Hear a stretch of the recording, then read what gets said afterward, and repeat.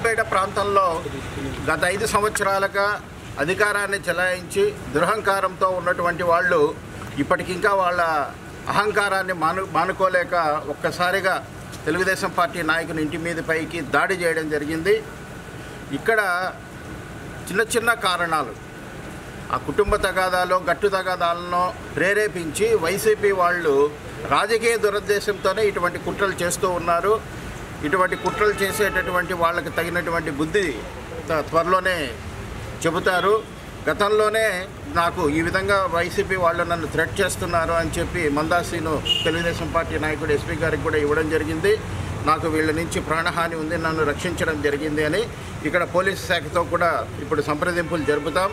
కఠినమైనటువంటి చర్యలు తీసుకొని ఇటువంటి అనాగరికమైనటువంటి ప్రవర్తన, అనాగరికమైనటువంటి చర్యలు ఇటువంటి పల్లెల్లో జరగకుండా శాంతియుత వాతావరణంలో ఎవరికి నచ్చిన పార్టీలో వాళ్ళు ఉంటూ ప్రజాస్వామ్యబద్ధంగా ఎన్నికలు నిర్వహించుకోవడం కానీ లేకపోతే కనుక మిగతా వ్యవహారాలన్నీ కూడా చట్టపరంగా జరిగేలాగా కఠిన చర్యలు జరిగే విధంగా మేము చర్యలు తీసుకుంటాం.